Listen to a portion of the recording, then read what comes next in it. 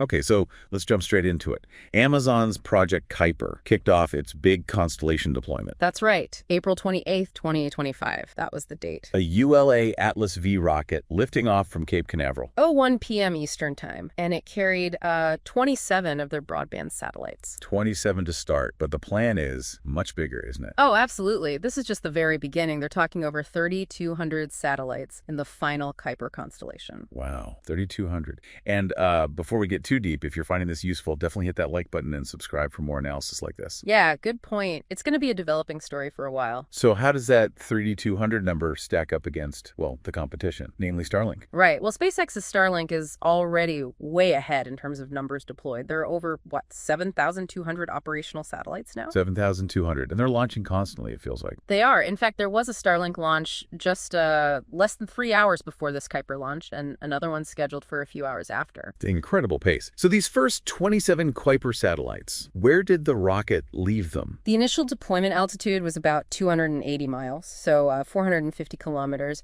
Pretty standard for an initial drop-off. But that's not where they stay, right? No. They have onboard propulsion. They'll raise their own orbits up to the operational altitude, which is planned to be around 392 miles or 630 kilometers. Okay, and the whole point of this massive network, what's the core mission for Kuiper? Well, Amazon describes it as providing end-to-end network connectivity. So getting data from the internet through their ground stations up to the satellites, beamed down to a customer terminal. And then back the other way too, I assume. Exactly. It's a two-way street, sending and receiving. They're hoping to start connecting actual customers later in 2025. Later this year. So this wasn't the absolute first Kuiper launch, was it? I remember something about prototypes. That's correct. Back in October 2023, they launched 2 test satellites, KuiperSat-1 and MEDEC-2, also on an Atlas V. Right, the protoflight mission. So presumably they learned a lot from those two. Definitely. Amazon said they made improvements across the board based on that mission. Better antennas, processors, solar arrays, Propulsion systems too. propulsion, and critically, the optical inter-satellite links, the laser links between satellites. Ah, the space lasers.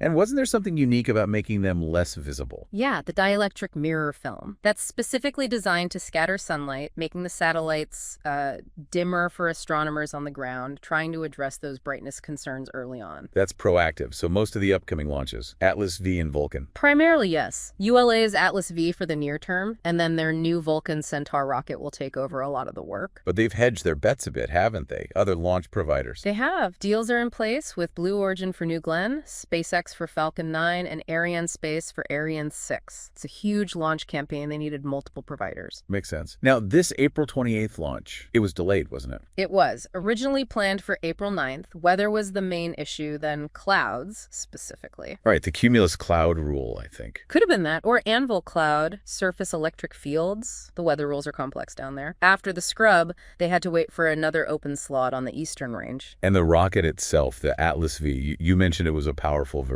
Yeah, the 551 configuration. That 551 means a 5-meter fairing, 5 solid rocket boosters, and a single-engine Centaur upper stage. 5 solid boosters from Northrop Grumman strapped on. That's a maximum thrust for Atlas V. Pretty much, yeah. Amazon bought 8 of these Atlas V launches specifically for Kuiper. 8. And ULA CEO, Tory Bruno, suggested maybe another one this summer. He did mention possibly squeezing in another Kuiper Atlas launch before a national security mission on Vulcan, maybe late spring or early summer. But all 8 Atlas launches won't happen just in 2025. Seems unlikely. The expectation is they'll probably run into 2026 to complete all 8. And the first Kuiper launch on a Vulcan. That's expected later this year, too. Late summer is the target, carrying, I believe, 45 satellites. But that depends on Vulcan's return to flight after sorting out that SRB issue from the test stand. Right. That Vulcan launch will come after a couple of national security missions, USSF 106 and Anik 87. Correct. Those are the priority flights for Vulcan's return. So backing up a bit, the big picture for Kuiper is low latency internet, competing with Starlink, serving commercial and government customers. That's the plan. Over 3,200 satellites in LEO, providing broadband, aiming for markets, similar to Starlink underserved areas, enterprise,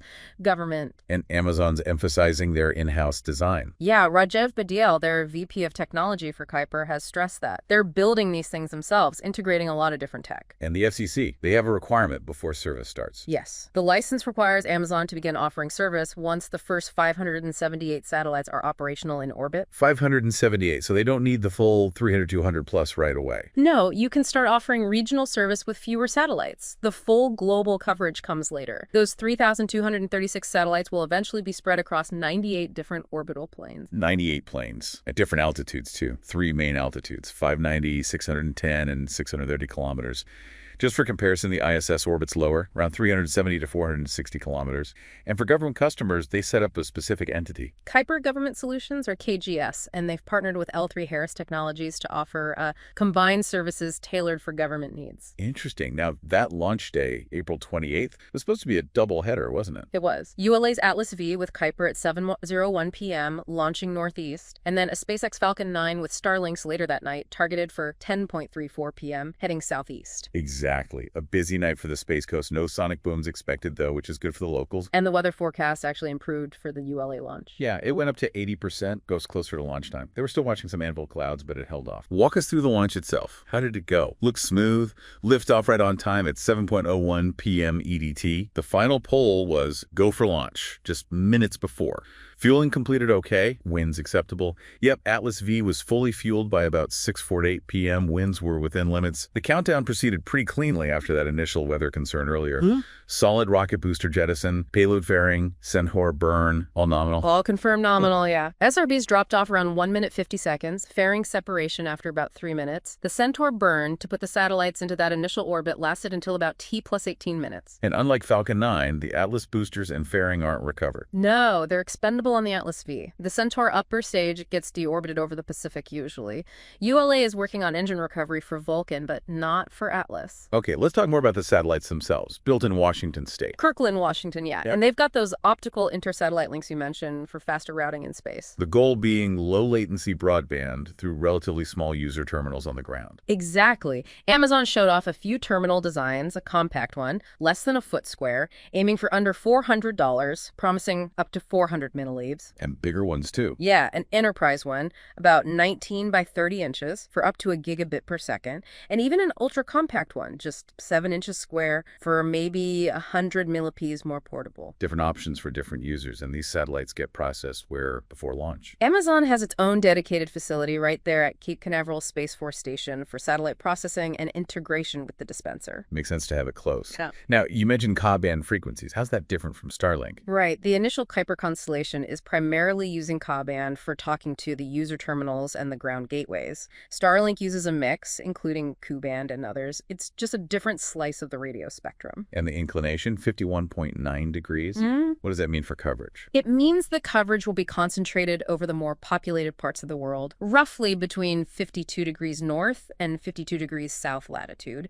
It won't initially cover the highest latitudes, like the Arctic or Antarctic regions. Got it. And they use Hall effect thrusters to get to their final orbit. Yes, electric propulsion. It's slower but very fuel efficient for making those big altitude changes from the deployment orbit up to the operational 630 kilometers. So service starts after 578 satellites, but the full build-out is in phases. 5 phases according to their FCC license, and that license has those important deadlines. Remind us of those again. Half the constellation, so about 1,618 satellites, needs to be operational by July 30, 2026. That's not far away, considering they just launched the first 27 production models. It's an aggressive timeline. The second half needs to be up by July 30th, 2029. If they miss the 2026 deadline, they could face restrictions on the rest of their deployment. So the pressure is definitely on, lots of launches needed, plus hundreds of ground stations too. Absolutely. It's a massive infrastructure project, both in space and on the ground. And this adds to the growing number of satellites up there. We went from under 1,000 in 2000 to over 7,000 just for Starlink now, with Kuiper and others like OneWeb adding thousands more. It raises questions about orbital congestion, doesn't it? Space traffic management. Huge questions. It's becoming increasingly critical. Both Kuiper and Starlink are designed to be deorbited at end of life, which is essential to avoid becoming long-term space debris. Active debris removal, essentially built in. Or rather, controlled re-entry. They save enough fuel to bring themselves down safely over an ocean, ideally. Okay, so looking ahead, we have more Atlas V launches than Vulcan, New Glenn, Ariane 6, and those 3 Falcon 9s booked for 2025. That's the diverse fleet they've assembled.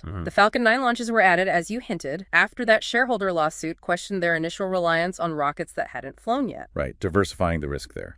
This KAAU-1 mission, it was ULA's first launch of 2025. It was, yeah. And the first Atlas V launch this year. They hope to ramp up to maybe 20 launches this year between Atlas and Vulcan, but that depends on Vulcan's readiness. So Amazon is officially in the space internet race now, playing catch-up, but with significant resources. Exactly. Starlink has a big head start, millions of customers already. But Amazon, with AWS integration and its own massive logistics, well, it's going to be fascinating to watch unfold. It certainly is. They need to commission these 27 satellites now, establish contact, check them out. It takes time, too. Hours or days, typically, to get everything settled and talking after deployment. Well, a huge milestone for Amazon and Project Kuiper, the start of building out a major competitor in the satellite internet market. A very significant step, launching the first production batch. Now the real work of mass deployment begins. All right, I think that covers the key aspects of this first major Kuiper launch. A lot to track going forward. Definitely. The launch cadence, the satellite performance, the start of customer trials, plenty to keep an eye on. Indeed. Well, thanks again for joining us for this look at the Kuiper KA-01 mission. My pleasure. And to everyone listening, please do like this analysis if you found it valuable, and subscribe so you don't miss our future updates on this and other space developments. We appreciate you tuning in.